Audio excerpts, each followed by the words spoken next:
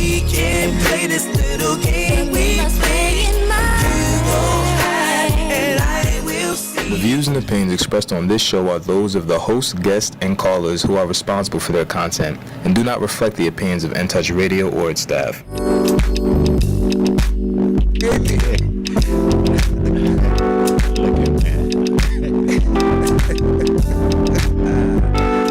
morning. Clint, he would put that song on.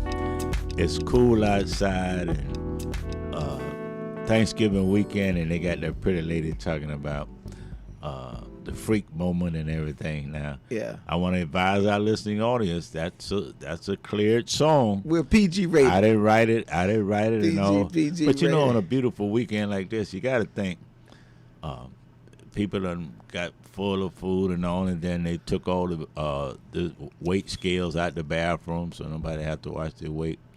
It's heard a preacher of mine said his wife was part of the FBI, and before I realized what he was talking about, fine, beautiful, and intelligent. There you go. So the other thing is some people are F&T. What is that? After Thanksgiving, fine and thick. So I just hey, look, don't get it twisted. Well, Just good morning out go. there. Well, welcome Good morning, to everybody. In-Touch News Radio, Reality Radio, where everybody can be a star. Good morning. My name is Clint Paris.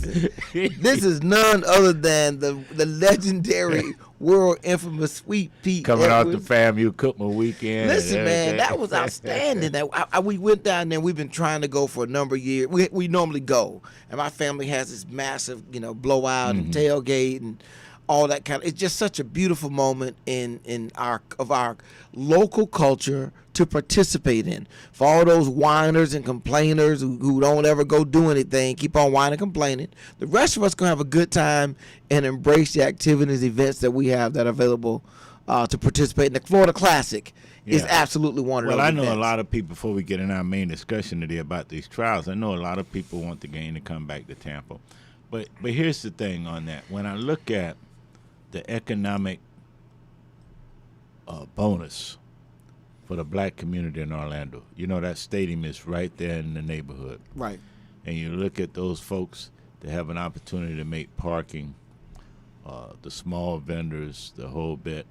The hotels make money, but when you go around that scene and you see our folks making money, whether they got counterfeit goods or not, it doesn't matter.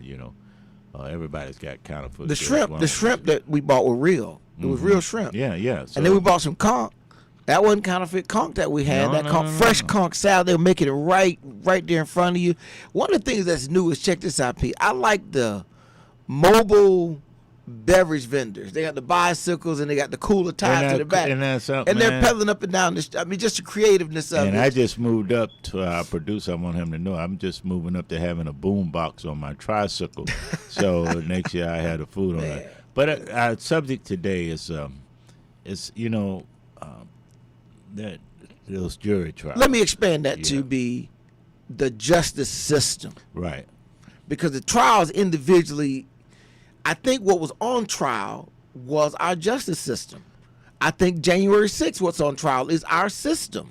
Yeah. And I thought the system, even if you go back in some of these other trials, we talk about Trayvon Martin, and we come forward, what's been on trial is the system. And let's talk about, if you think about the Kenosha, the Rittenhouse situation first. That situation is a result of people being agitated about the system. Yeah, well, I told you that when I looked at reviewed the testimony of some of the state witnesses. Remember, I had said for 2 weeks that I thought they were going to find him not guilty. It's funny. You look at that trial, and then you look at the Arbery trial, and kind of like right outside of Savannah or whatever. Who would have thought, first of all, that you would have had a first-class prosecution like you did? Yeah, you're talking about Georgia. Georgia. Well, let's talk about Rittenhouse first. Rittenhouse, because I would say it was incredibly white. yeah. Everything in that trial, if you think about it, it was very white. The defendant, white. The victims, white. Prosecutors, and the defense attorneys, white. The judge, white. The jury, white. It was interesting in that trial, Pete, I don't know if you caught this, was there just seemed to be this smoking cloud outside the room that this is about something related to how black people get treated, though. Yeah, it was. But I mean, you know, I looked at that trial and I said, let me interpose it in different circuits in Florida. Okay. Okay, and different matchups as far as race and color. Let's say if the Rittenhouse trial was held in Pinellas County, that's Circuit Sixth Circuit. There's no doubt in my mind. I doubt seriously they would have brought the charges that they brought in Rittenhouse. I brought the charges. Okay. There was political. The charges, Pete. Okay, so let's talk about Rittenhouse and let's talk about the charges. He was charged with 2 counts of aggravated murder, and then he was one with aggravated assault and attempted murder. I think those were the 2 charges. 2 people he killed at point blank range, who close in physical engagement with him. 1 person he shot, very close range, who had a gun, who testified he pointed the gun at him. So those were the charges. The charges were political, I thought. This was not about criminal. Those people almost burned the city down because they didn't trust the system. How could the prosecutor not charge in that case? Well, I think you could look at it as a friend of mine said that from a philosophical standpoint, the prosecutors wanted to show that, hey, we would go after any and everybody. And they wanted to prove to the black community that, hey, we're not afraid to prosecute this guy. And then when you look at the misinformation, like he carried the gun across state lines, well, he didn't. Right. Okay? And then when you look at the law, if I had a 17-year-old and he was in Wisconsin, legally he can carry the same gun. And that's another thing you have to realize is we don't think about that here, but in a lot of our more rural other places, it is pretty common for people to carry guns, have guns. Now, I don't think you need an AK-47. Now, that to me is, we may not need that, but. Well, I think what I was thinking from a standpoint is that, hey, you know what?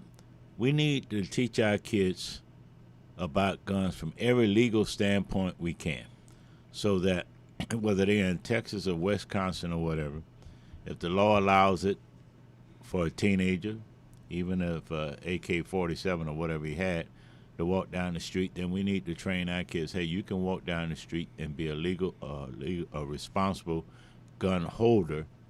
And I think when you do that, what's going to happen is going to send a message to all of America that, hey, the African-American community is going to start taking advantage of these gun laws. We have to do that. And if we don't do that, then that civil war that I talked about coming will come sooner. But I think once we get in our heads, particularly young people, take advantage of the law. Take advantage of getting your carrying concealed firearm, all of that you're eligible for, even as young adults. Because sooner or later, Florida is going to be like Texas, an open carry state. No, they're going to. I disagree. It's coming. Put that on the pile heap with your other prediction about the Civil War. That's not coming. We won't carry and so with Rittenhouse, I looked at it. I said, okay, what is the defendant was black? But Rittenhouse is why you won't get open carry. That's why you won't get it, because people don't want inexperienced people in crisis situations whipping out their gun and, you know what, I'm just going to start shooting. Well, it's a little too late for that. For that one. But in general, though, we have these situations. We had a couple shootings at malls. Imagine when the shooting starts, everybody else whips out their gun and starts shooting. Well, they don't want black people. I just think you won't be. And, well, this trial, it was not a black person. Now, let me say this, though, about that trial, Rittenhouse again. It was very quick that they charged him. They very quickly, and that's what says to me that was a very political charge. Absolutely. That they had to do something to quiet people down. 2 people were dead, and something had to be done about it. Well, the other thing about it, I give the judge credit. He was he has a history of being cranky.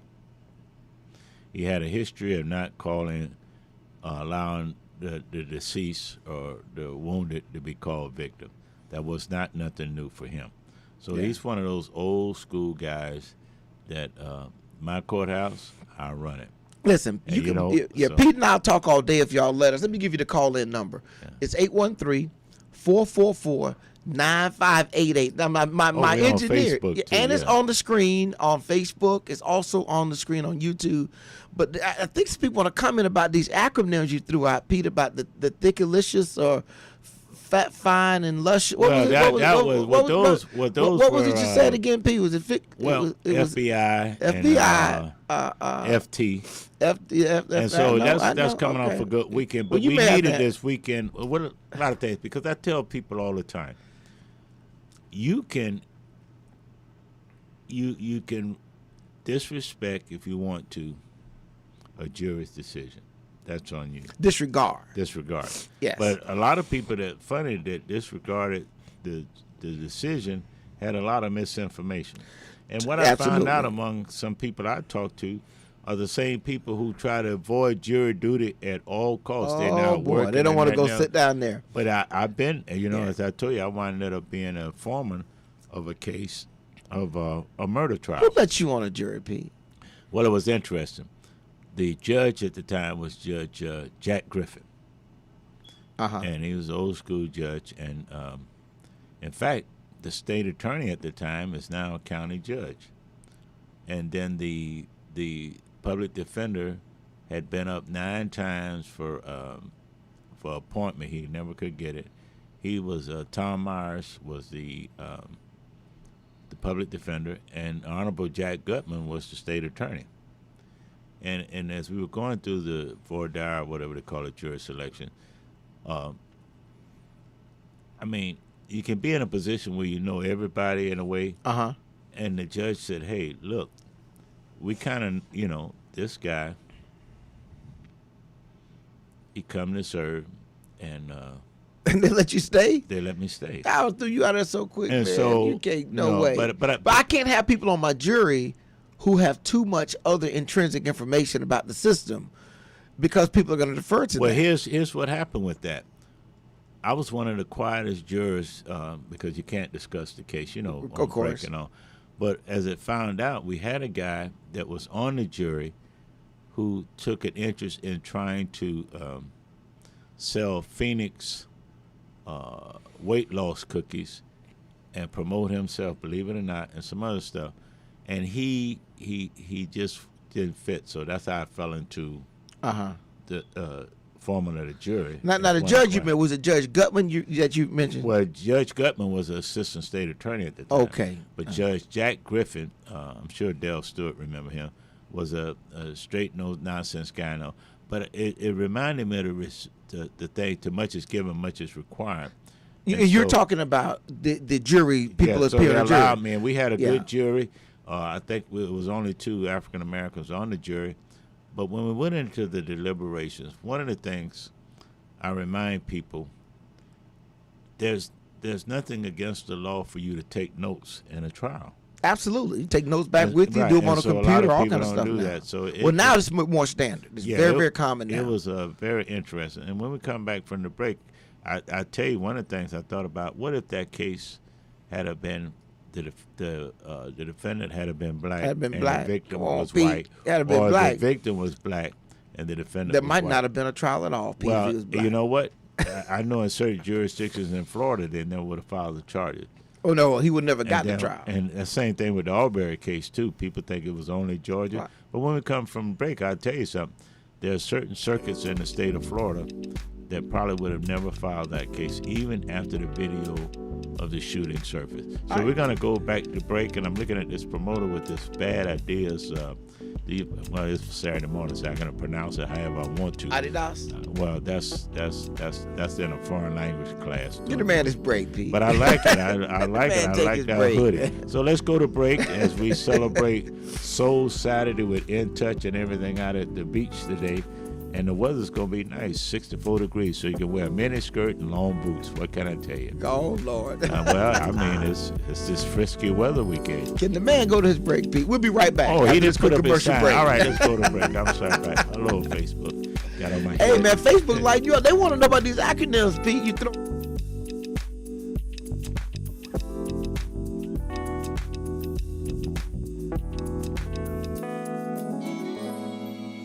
to Tampa Bay, I am back. It's Locks by B, bringing you a special gift right before the holiday. On December 11th and 12th, I will be hosting a 2-hour hands-on lock training at my Shade and Texture beauty store. If you're interested in learning how to start, maintain, and style locks, this training is for you. In addition, leave with a starter kit and digital curriculum. This year, invest in yourself and learn a new skill set, or sharpen your skills as a lock stylist. Be prepared to start offering lock services for today's demand for natural looks. To register and for more information, visit www.locksbyb.com. That's LOCSBYB.com. Hope to see you there.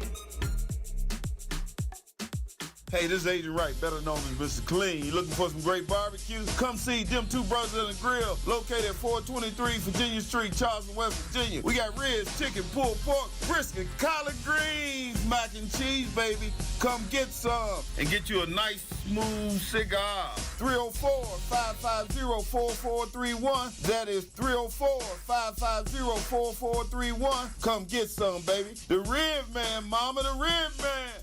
Call Ricky. Ask Ricky. You need medical or a lawyer? I got the man to do the legwork for you. We tried the other ones before, so believe we hunted down 813-248-6300. Everything gon' be okay. Call Ricky, he coming. He taking care of state of Florida. Grab a pen or sundown. 184-361-RICK. That's 184-361-425. Never word from the point forward, just recline. Just ask Ricky, plus your boy statewide. Just in case you missed it, I'ma tell you one more time. 184-361-RICK. Call Ricky, ask Ricky. It's a legal medical referral service. The doctors and lawyers in our network are trained in handling auto injury claims and getting you the best medical treatment and recovery. Dial 1-844-361-RICK. That's 1-844-361-7425. Ricky. Ask Ricky.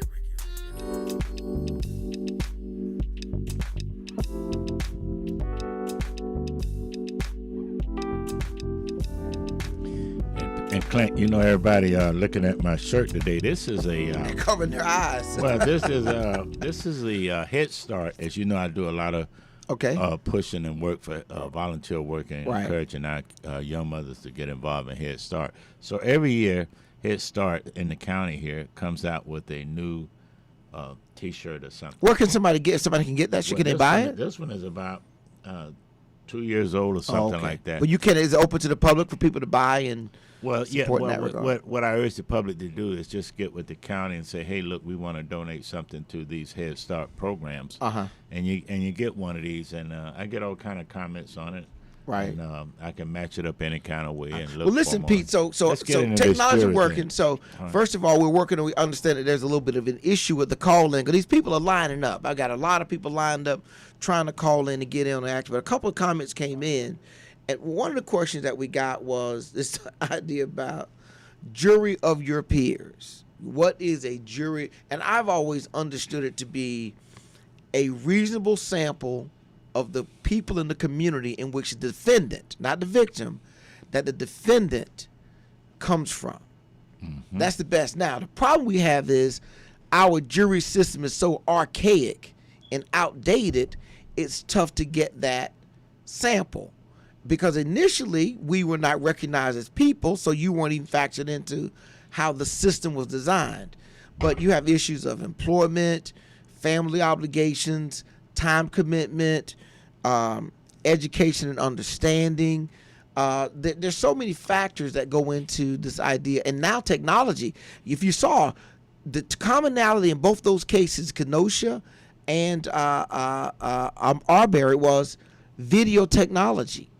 And there was issue with video about whether or not the video was authentic or not and things like that. So somebody has to have an understanding now with technology as well of slowed down versus speeding up and things. But when you hear jury your peers, what does that mean to you, Pete?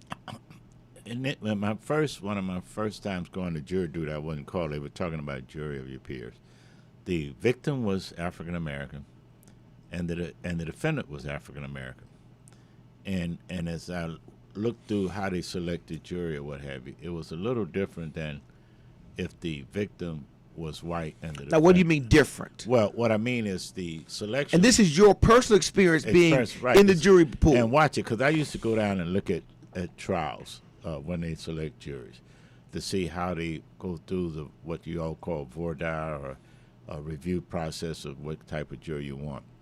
And what I found out was that in some cases wherein the defendant was white and the victim was black, they had about maybe five jurors that were African American, including a jury on the jury or in the pool. Jury, eventually wind up being on the jury. With an African American as the jury. Well, that's incredible, because right. you don't get that many African Americans in the pool right. that's in the so sample. And this was before they went to, they used to driver's license. So what was interesting, it took them about 2 hours to come back. They went out for lunch, and the verdict was, I believe, was guilty. And the foreman at the time was a military guy, probably 50-something, whatever the case may be. So I started paying attention to all type of jury selections and whatever, and I found out that your jury of your peers, even if everything is of one race or one ethnicity, the defendant is black or white, whatever the case may be, people in that jury pool that's supposed to be your peers, it could be income level, it could be religious type level, whatever the case may be, because we assume that everybody's going to think the same way. But as I remind people that there are a lot of African Americans that served on juries that are conservative with regards to, they take a hard look at defendants who are accused of violent crimes.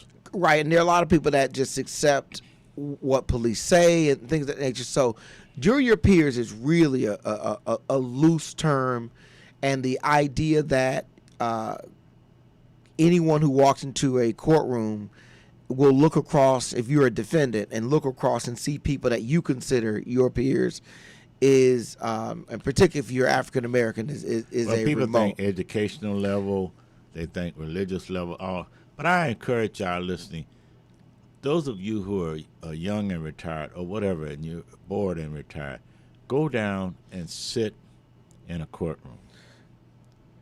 And you can get a chance to look at and listen to the testimony and look at everybody, even with lawyers that come in with motions to dismiss, and you have the law enforcement or whatever. In some cases, you can tell just by the body language and everything else when an officer is hedging the truth. I discovered that just by observing. Wait a minute. Let me heard me. But you're an old OG though. Yeah. And the idea that you can tell when somebody's lying versus not lying. What happens and is, but that's one of personal. And that's why our system's so flawed with the idea that a person comes in and recants some information of that they had to remember, things of that nature. Well, as a hidden secret, I'm sure the producer knows it too. A lot of plea bargain cases are settled because nobody wants to roll the dice on a question. Well, 99% of all cases resolve themselves for other reasons than whether someone's guilty or innocent. Now, now going back to this Kenosha case, though, what gave you the insight to say you thought that Rittenhouse would not be convicted? Early on, you said that. Early on, I said that because I looked, first of all, after they had gotten the jury, and then I looked at I listened to the presentations.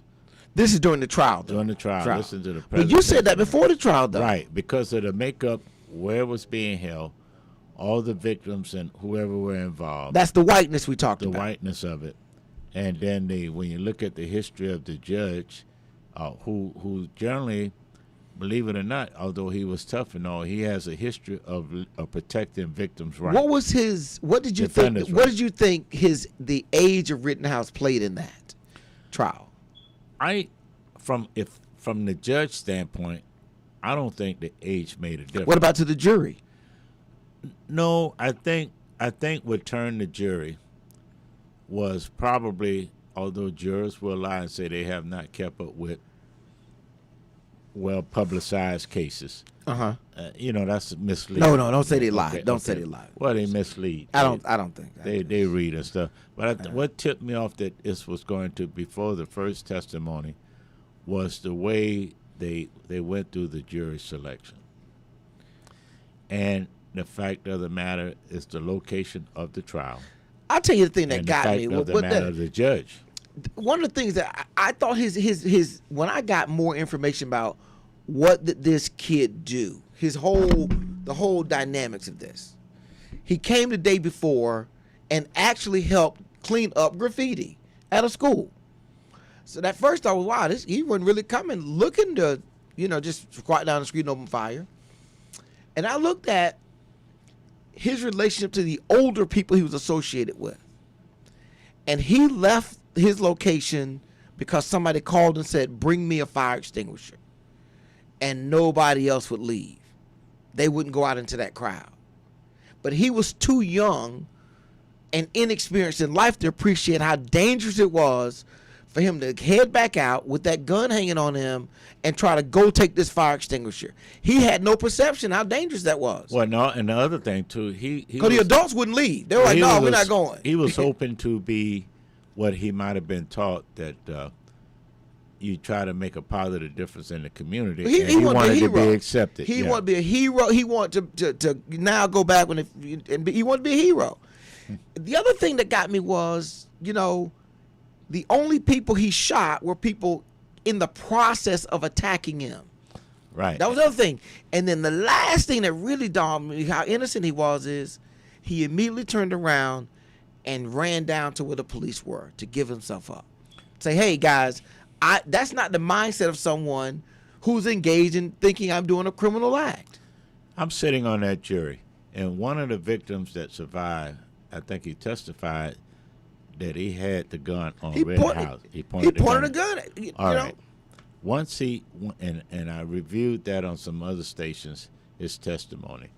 Once he said that, and in the candor that he said it, not from the defense cross-examining him, but he was a prosecution witness, then that told me right there, if I'm the jury, unless they found something more incriminating with that particular charge, not guilty. You can't, when a victim testifies that, hey, yeah, I had the gun over and all like that, that tells me that the alleged victim, went into knowingly a hostile situation, and maybe he was I got one better than that. Up. The victims were creating the hostile situation. Well, yeah. They were part of the element, and some of the things that they said. So I thought, what else they saying on there about that time? Because we're gonna get into Arbery in a minute. Thankfully, we got D. Wilkins out there listening, and she said, since you want to highlight Soul Saturday, she wants to remind you that you need to be promoting Small Business Saturday, and in particular, Small Business Unity at 1924 East Comanche Avenue. Yeah, Reverend Hudson. Yeah, we're gonna come through that. I got it. That church. What's the name of the church? Victory. I think there you go. All right. That church is in a good location. I worked with them when I was on the children's board on a couple of things, and Reverend Hudson, where they're located, they have an opportunity to actually see students at Irvin and whatever that come through there. Which is a vocational school. Right, which they're always having something. And one time I was fearing that the school system may want to buy them out because of the extension of Irvin, which they need some type of extension. But I got to give them, they started there, and they've been rolling. And one of my favorite mentors is Reverend Louis Jones, Coach Jones. Used to coach football at Blake. He's one of the associate ministers over there. Well, so I'm going to stop by there. I don't know, brothers. All right, D, you can hold him to that. Yeah. Pete said he's coming by for Small Business Unity. Yeah, we over broke 1924 East Comanche Avenue. That's going to be going on today from 11 to 5 o'clock. Now we got to go to a break, and we're going to get to what the meat of the matter today is. The Arbery verdict up in Georgia. Who would have thunk it? I had my doubts about that case. But when I Welcome to the New South, Pete. what? No, it's not. That's just what do you call it? Aberration. Aberration. Oh, now That you won't want happen it. again. That Normally won't happen. Normally I get to try the Professor Pete. You fell for it. We come back. No, gonna that won't finish happen. up that. In fact, if it had been in Florida, a couple of counties, like stop around Marion and Lake County, Don't listen where to the Pete, y'all. villages are, they would have found him not guilty. I 30 could years ago. give you 5 circuits in the state of Florida where if that case had been held, he would have been found And I'll not give you guilty. 5 ways we would have fixed that. We'll be right back. all In right, Touch all News right. Radio, reality radio. Everybody can be a star. They'd have found him not guilty in Pinellas County.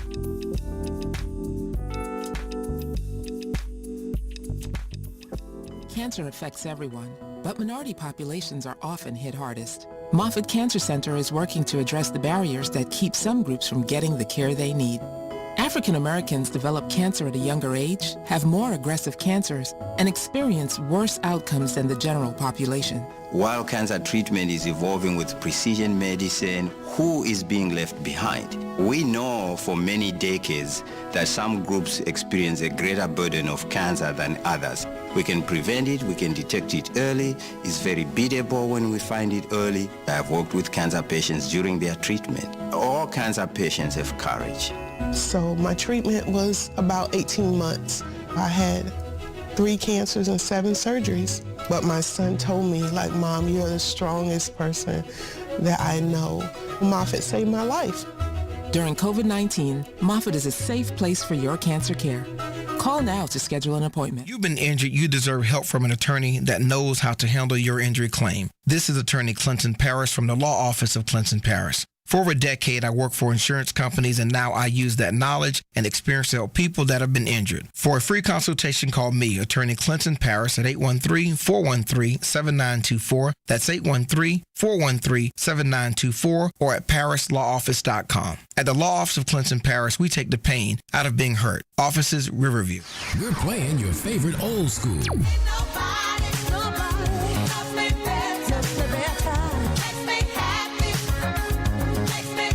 Today's R&B.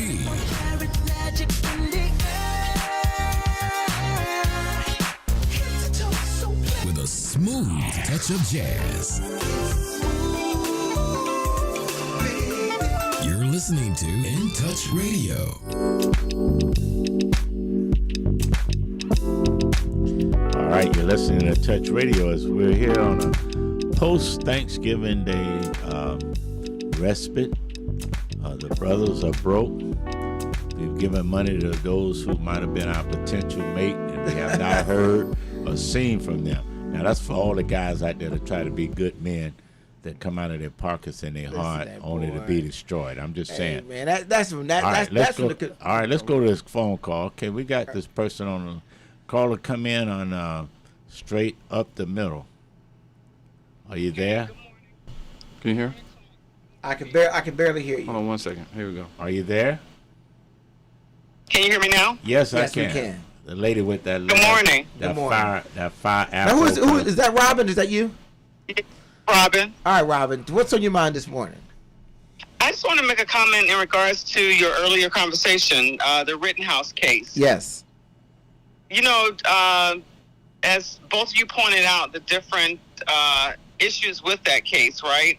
Mm-hmm. But what I found interesting is, I think Pete said this, that they wanted to show that they can prosecute somebody. But what I think Pete said that. Yes, that's why it was political. But what they showed is how they can orchestrate the outcome of a case, because everything was orchestrated. Now, give us more detail on that. How often is it, I guess in regards to the judge stipulating or taking one charge off? Is that true? Yeah, he did remove. I thought it was the gun charge because it didn't. The prosecutor had the obligation of putting in evidence at least the basic facts to substantiate the charge. And once it came out in the trial that he did not himself transport the gun, that charge kind of had to fall away. There was no basis for it. But you're right, Robert. With that instance, I tell you what, if the defendant had been black with the same charge, looking at the makeup of the jury and that judge style, I assure you, even though it should have been thrown out at trial, I've known judges that would let something like that go to the appeal level because they don't want to be seen soft on crime. Absolutely, that's the political part. That's the political part. Now, what other dynamic that caught your attention, though, Robin? And everybody knows Robin is stands in as a co-host sometime for us on our show, and we appreciate your support, Robin. What other thing that caught your attention that made you feel like this was political or manipulated? Well, that was the primary, and I guess I received the wrong information. I was looking at the wrong information. That was the primary reason for me saying that. And to be honest, looking at the film, the different views of this kid shooting these different individuals, I thought that it was going to be hard for them to find find him guilty. Yeah. On that. Yeah. I was surprised that they didn't include lesser charges. You can consider this. You can consider that.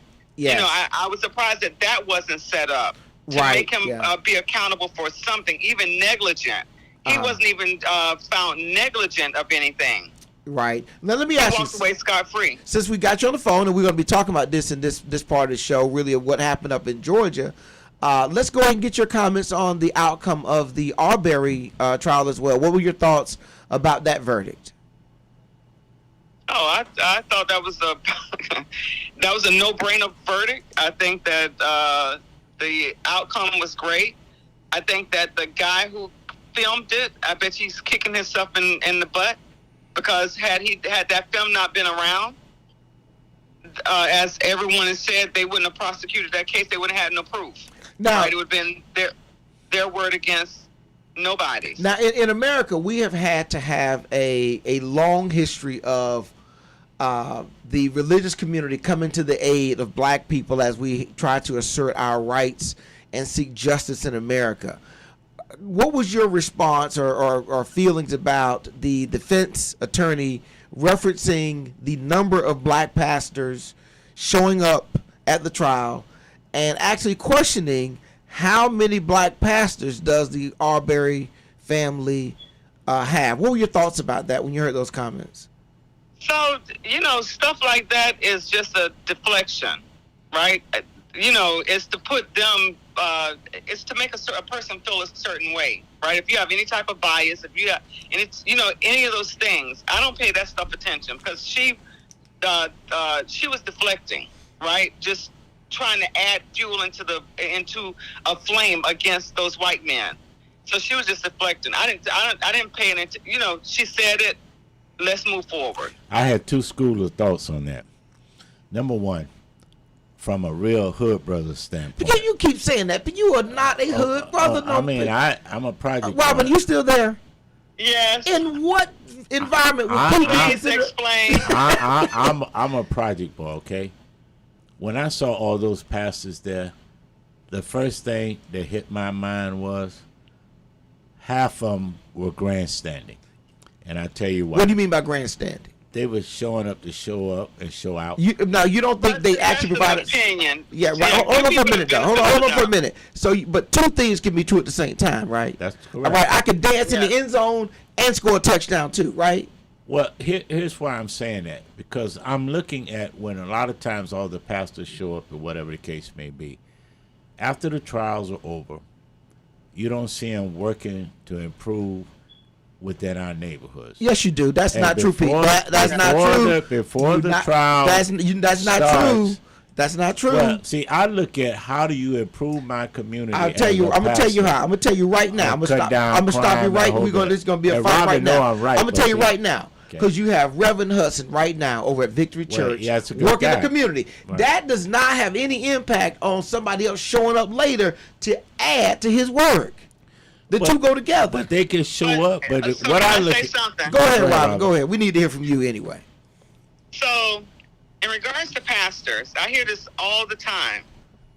The pastors are the pastors. The people that attend that church, I was going to say constituents, the parishioners that attend that church, everybody has an obligation. But a lot of responsibility, I guess the responsibility is for the pastor to lead in doing things. But a pastor could be doing things in their own right and we not know it. They may not be in East Tampa. Everybody expects for things to be in East Tampa. They may be doing something to help the community in a different way. They are, Robin. What you heard was Pete's Republican stripes and colors coming through in that comment. It's the fruit. That's what that was. No. It's the fruits of their labor. Listen, stop for a minute. Pete, hold on. Pete, look, I'm gonna tell you this. This is historical, Robin. And we want to thank you for your call, Robin. Appreciate you very much. But Pete, if pastors and religious clergy don't walk across the Edmund Pettus Bridge, you don't get the change you do. When it was just regular folks walking across there, they got their heads beat in. When the clergy showed up, the federal government had to put resources into that whole situation.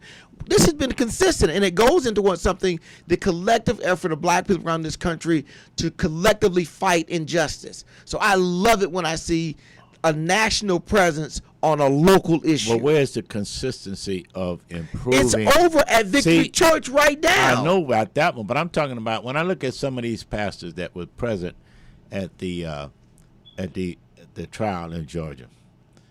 I researched about 2 or 3 of them, and I looked at what kind of track record they had within their own communities. It was very minimal or almost non-existent outside the church. And see, what I'm saying to our listening audience, if you going to be a pastor that shows up at the Arbery trial, and yet you neglect the simplest meetings about zoning changes and all that in your local community, you don't address sincerely or consistently about black-on-black crime, about our kids shooting each other, like over the scooter the other day or whatever. See, that's how I judge pastors. I know. But you judge them all at once, though. Well, here's the thing. One thing I find out, wherever there's a major issue about that impacts the black community for a TV moment, you see a lot of pastors. But the real work is done to try to improve our neighborhood and all like that is done without the cameras. And what I judge is that, okay, if I talk to young people 25 and under, and they can consistently point out that these pastors, whether they're good, whether they're from a big church or a little church, they can identify them. They may not agree with their style, but they can identify what they're trying to do in the neighborhood. That's my measurement. But that's my measurement. But you know what? That is the most Republican thing I think you've ever said on this show, Pete. But it's a good measurement. Well, the first thing is this, because I get this all the time. People will call my office and say, hey, listen, you need to get involved in X. And I tell them normally, well, listen, I am involved in what I want to be involved in. Who are you to tell me what I should be involved in? Right. Right. Now, let's stand up for a minute. The second one is, you may not fully know all in what I do. And I think that there's a lot of groundswell. There's a national level of work. There's a local level. There's a regional. And I love it when on the national level, pressure and attention can be brought to a situation that otherwise could. For example, when Ben Crump shows up on a case, he brings with him CNN, Fox News, MSNBC, and all the cameras that could possibly follow. He also brings along the financial resources that a local group, a local attorney, may not have and cannot assert on the justice system. And suddenly now the system has to drive itself closer and closer to being legitimate to what it says it will do. Well, when I look at that thing, one of the things I look at with pastors, I'm looking at all these groups of pastors, and okay, they're supporting the family, the whole bit. And then I say, why can't we have the same group of pastors consistently support the drive for more affordable housing? Don't see it. Well, that's a misnomer. The word affordable housing in a capitalist system is a misnomer. But still, you just now reverted back to your socialist leanings, Pete. See that you just easy. You went back to the socialist. I think our listening audience know what I'm talking about. I like consistency in our neighborhood. I think if you're going to be, you cannot be a pastor. Yeah, you can. And the doors are closed except on Sunday. All right, let me finish. I'm going to finish on this note in defense of our pastors.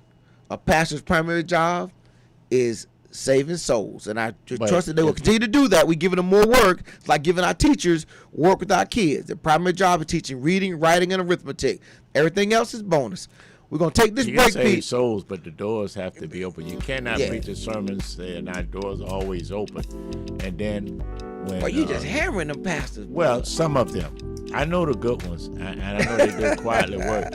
But see, I'm very leery of everybody, pastors and other leaders, black political leaders, or white ones too, that only show up when the camera shows up. I disagree. That's not where the work We're going to be right done. back and come back, and we'll try to figure out a way. I'm looking for how we retain our kids to believe in ministers as they move up into the adult ranks and we move into our senior citizen rank. I'm just saying, that's my opinion. We'll be right back after this quick on break. Facebook. Oh, see my shirt? Yes, I got a blue matching whatever.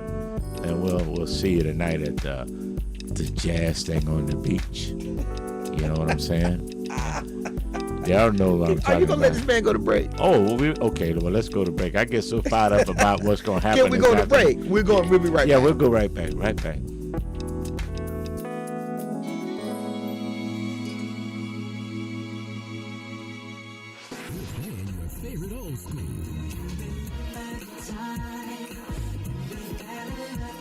Today's R&B.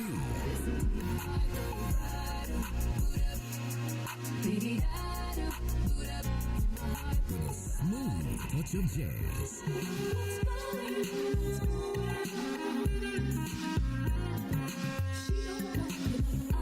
You're listening to In Touch Radio.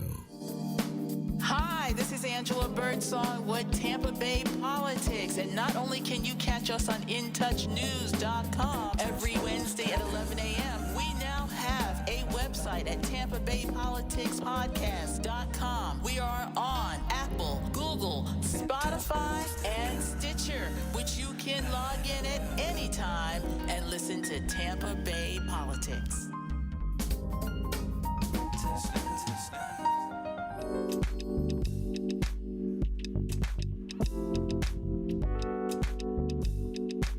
Welcome back on our closing segment. We're going to get right into it. I just want to remind the guys that not playing golf today, leave your money at home for the kids and the missus, and I'll join you at the domino table. It's a little bit warmer inside. All right, so we done got people fired up about this, talking about these trials here. We really hadn't even really unpacked Arbery, but we have on us the honorable former state representative Ed Lorraine wanting to give us a call in.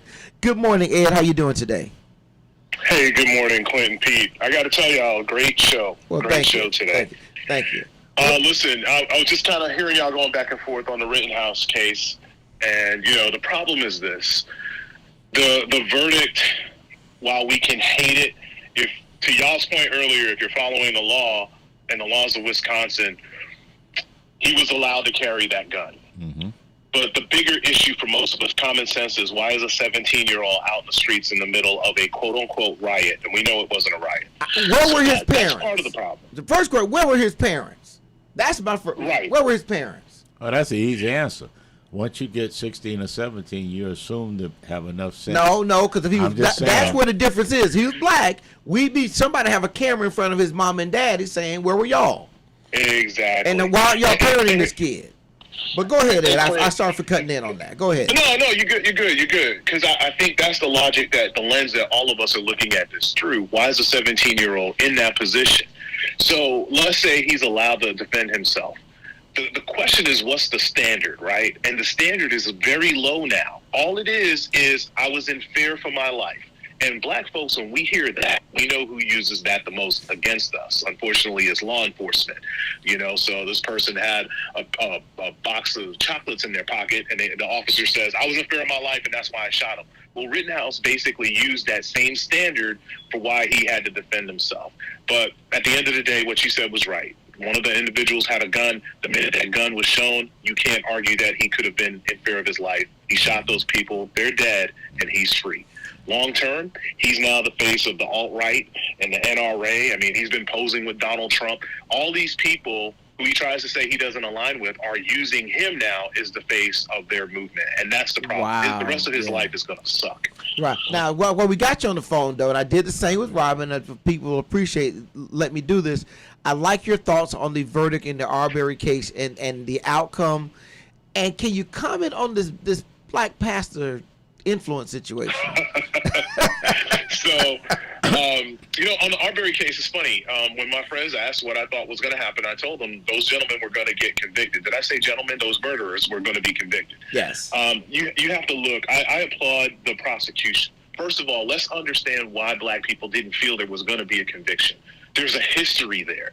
We've seen it in this country time and time again. The facts are right in front of us, and the jury ignores the facts, and murderers walk free. This time, I didn't think it was going to happen because, like you said, the use of technology with the video, but more importantly, the prosecutor that finally decided to bring charges did something right.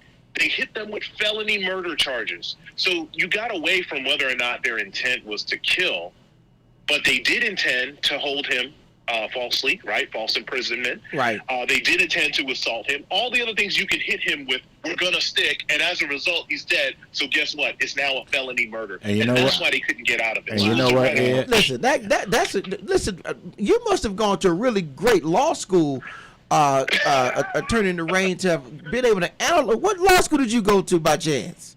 I went to the Harvard of the South, Stetson University College. Can I tell you something, Ed? Can I tell you something? There are at least 5 judicial circuits in the state of Florida. I'm confident that would not have charged them with the proper charge of felony murders. I submit to you that if it was in Circuit 6, Pinellas County, if it was in the circuit that covers Polk County, if it was in the circuit that covers Marion and Lake County with the villages and all, I doubt seriously the type of charges that were filed in Georgia would have been filed in those circuits, among others, in the state of Florida. Okay, let's hold that thought for a minute real quick, because they didn't charge him in that circuit either. Well, it wasn't until that state attorney got conflicted out that someone else came in and charged. And if I'm not mistaken, correct me, the actual state attorney has now been indicted. That's correct. For failing to charge. That's correct. Now, that's what will happen in Lake County. And I believe this, Pete, in all 5 of those circuits, after the fires start burning and things settle down, because we would have went in there and set some fires, they would have still, somebody would have gotten charged. I don't think so, because Florida, when you look at the judicial, the fast pace that is changing, I want to let our listeners know that we're trying to compete with the way they fail to prosecute in states like Alabama and Mississippi. And I'm telling you that at least 5 circuits in the state of Florida, one way or the other, they wouldn't have gotten, they might have been found guilty of a lesser one. But even in this case, I doubt seriously if one of those defendants is going to get life. All right, Ed, let me get your closing comment real quick, Ed. Go ahead, Ed. What? Give me a final comment if you could. Well, I'll just say this on that case. The original prosecutor failed to bring charges and now has been arrested and arraigned and arrested as a result of that. I believe if the Georgia Bureau of Investigations doesn't get involved, you don't see these men brought up for any charges whatsoever. And that's where, Pete, ultimately, you're right. We still have to deal with racism in this country. In this case, but for the internet, we don't know who Ahmaud Arbery is. And it's sad. We call this the Arbery trial. Well, he wasn't on trial, but the closing arguments of the defense attorney tried to make it seem like he was by referencing his big black toenails. At the end of the day, the paranoia that a lot of us have about the criminal justice system is completely justifiable because of situations like this. We're just happy that the right verdict was brought about. And I tell you, by the way, don't forget that the Governor Kemp, made it a point last year of removing. He pushed the legislature to get rid of the citizens arrest law because he knows next year he's going to be running up against Stacey Abrams. And if the right outcome didn't occur in this case, you better believe the citizens of Georgia, who are 95% registered to vote, we're going to kick him out in 22. And Ed, as we wrap it up, I got one thing to say on this case also. All right, thanks, Ed, for the call. The reason why they said about the dirty toes and all that kind of stuff is because, no doubt in my mind, the defense attorneys knew the comfort level of the judges to allow them to make statements like that. For an example, informal friendships with the judge, whatever it may be, they wouldn't have made those public statements whether against the pastors and all like that, unless they felt comfortable that the judge was actually had some of the same feelings outside the courtroom. I'm just saying. Well, okay? letting it go, but here's the beautiful part about this. And a predominantly white jury convicted those guys in the middle of Georgia. They left it in that community. They didn't take it outside and move it to Atlanta someplace. Their peers, McNeil or whatever their name are, McMichaels and White's peers, the people that they go to the grocery store with and the pharmacy and kids play baseball and grew up in that community, put them in jail for killing a black man. That's really the strong message of this entire case. Well, the other part about it, you better make sure, to me, I don't see at the end of the day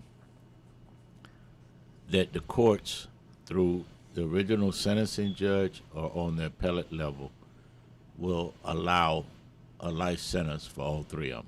It doesn't have to be. The life sentence is really in the 30 years. The 30 years gets you to parole. That's what I was going to say. So for the problem they're going to have, and for me, listen, if they get out of jail when they're 95 or something, hey, let it, But I think the what we needed to accomplish has been accomplished. We're getting the cut sign, Pete. We got just a couple of seconds. I want to say to everybody out there, support Small Business Saturday. Do all you can to support your small businesses.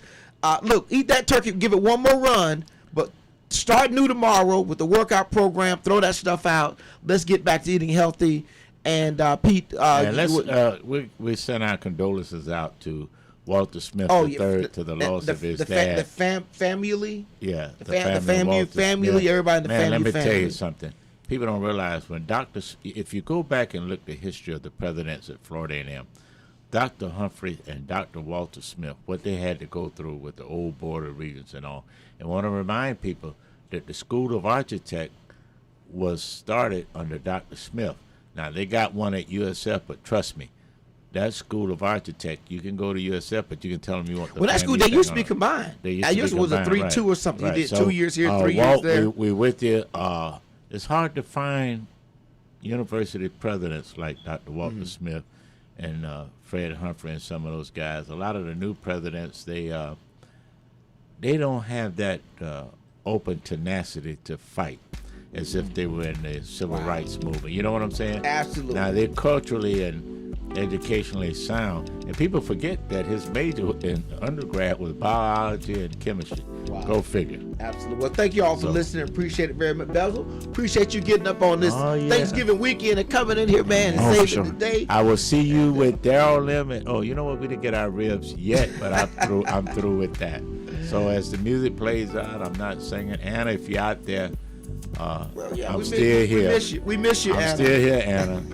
I don't know what area code yet, but just send me half of the digits or something so I can say, hey. All right, have a good week. Take All care, right, we'll see you. And don't worry about the diets. Don't worry about that. Bye-bye, everybody.